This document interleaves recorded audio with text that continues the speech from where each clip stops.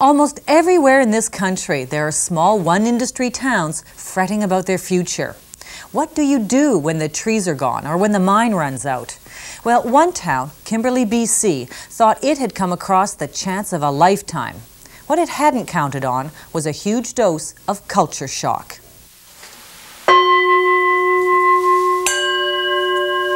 When John Craig has a problem, the first to know is Tengu. Craig, 39, is a real estate dealmaker, a 15-year resident of Japan, and a practitioner of Zen Buddhism. Tengu is a god of power and virility.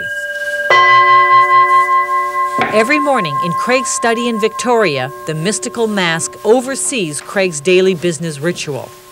My whole company is formed around the philosophy of networking between the two cultures on an ongoing basis, of connecting, networking, helping good things to happen across the Pacific.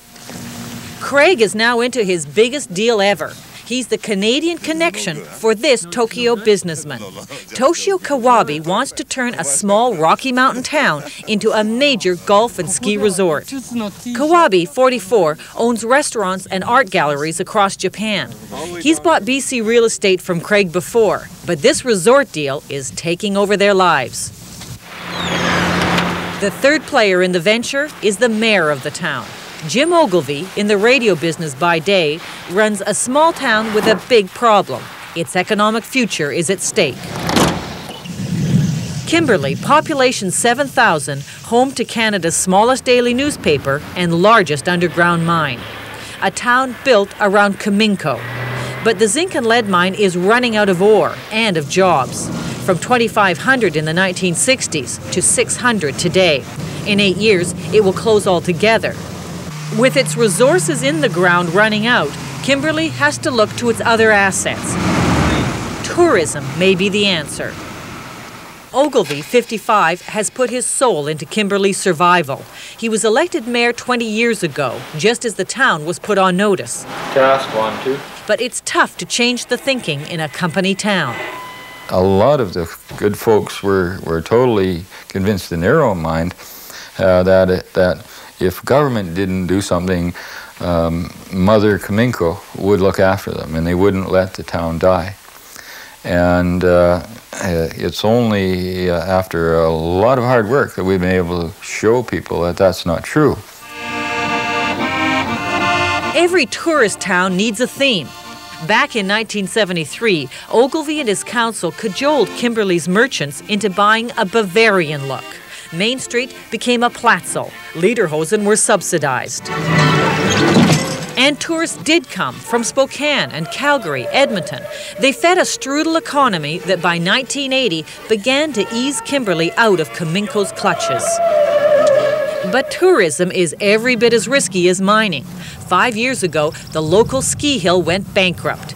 To stave off disaster, the town bought it back from the bank. Then Ogilvie won government support, $4 million, to begin construction of a golf course good enough to put Kimberley in the big leagues. Ogilvie was taking a huge gamble. The town didn't have the money to develop either golf or skiing. The mayor needed an investor with deep pockets. Soon, fast-talking entrepreneurs came looking. Australians, Germans. Then we talked with a group from Calgary who were very interested, but came into town with their high-priced lawyer and their agreement all drawn up, and said, "Here is our agreement. Now we'll talk."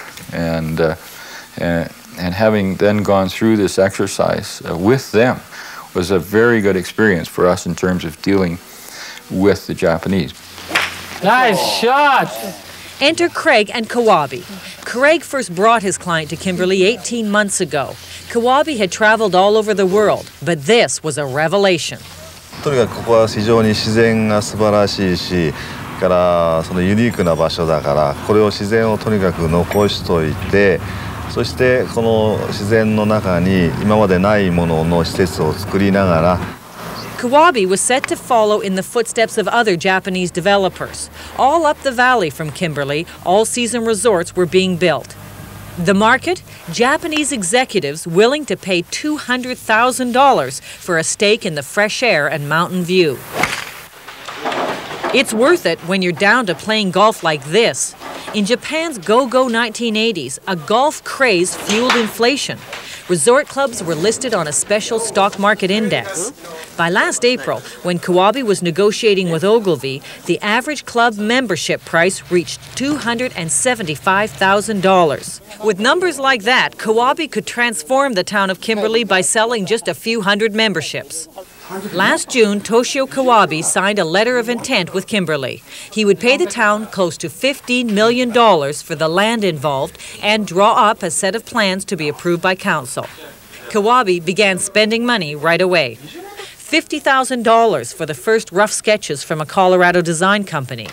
$150,000 to set up a marketing office in downtown Tokyo. And then a photo shoot by one of Japan's top directors. $600,000 in all for publicity aimed at the young Japanese corporate couple.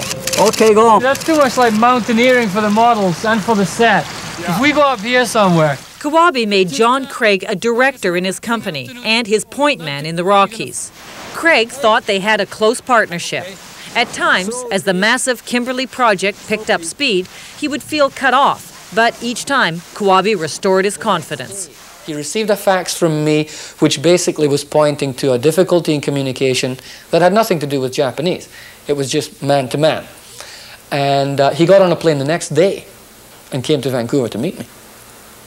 And at that point I thought, here's a very, very unusual man who will get on a plane when there's a crisis.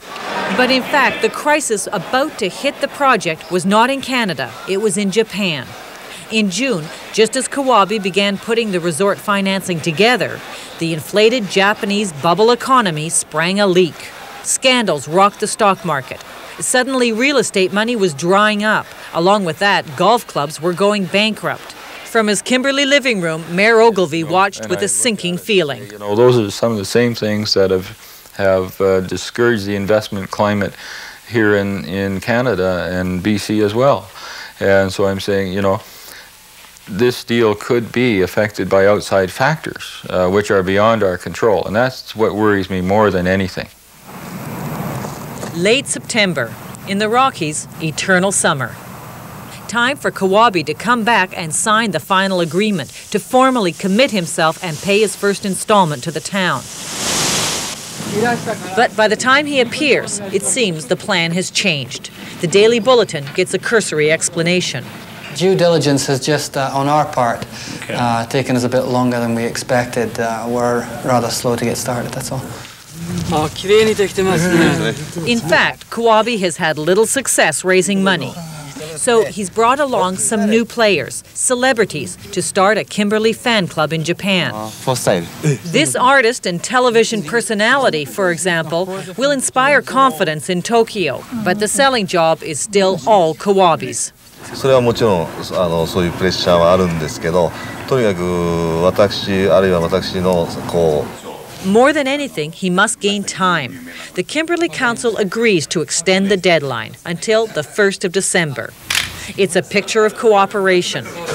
The mayor's task now is to remain cool while Kawabe heads back to Tokyo to dig even deeper for the money he needs. Take care. We'll see you soon. October passes, then November. In Kimberley, people do their jobs and wait. Ogilvy catches up with late orders before the winter lull. Back in Japan, Kawabe is falling further behind. His celebrity strategy will take months. He needs some instant clout, more than Craig can supply. At the end of this visit, Craig's status drops from director to consultant. Then, no more news. Back in Victoria, alone with Tengu, he fears for the entire project. Japanese capital circulating around the world is lighting the fires of so many nations. And if their own fire begins to dim, you can be sure there will be darkness in many other houses. 1st of December, Kimberley in wedding dress, but no sign of the groom. The next morning, though, a familiar figure and his new advisor, Toshiaki Toyoda, partner at Price Waterhouse and influential trans-Pacific dealmaker. Kawabe hopes Toyoda knows how to unlock capital on both sides of the ocean. No major changes. We are just going forward, we're making progress as we expected, and We are just going to discuss the plan. At City Hall, that's exactly what the mayor and 7 aldermen want to do, discuss the plan. Take your seats, everyone. The closed meeting lasts for 3.5 hours. Toyota's plan is to play for time, to build more and better connections while waiting for the market to improve. He wants another full year to close the deal. But as council's mood darkens, Kawabe makes an astonishing pledge. 私の万が一の場合には私の資産を売却するとかあらゆる方法が考えられるので、そういう数字的なことは心配ないと思います。 Hooked on Kimberley, Toshio Kawabe has put everything he owns on the line. If the project goes down, he goes down with it. And Jim Ogilvy, who began his dream 20 years ago, has decided he'll just have to be patient a little bit longer. It's worth us risking an extra couple of months here in a major planning phase to ensure that if the project can go ahead, that it will be successful. So, you know, who can be confident of anything in these times?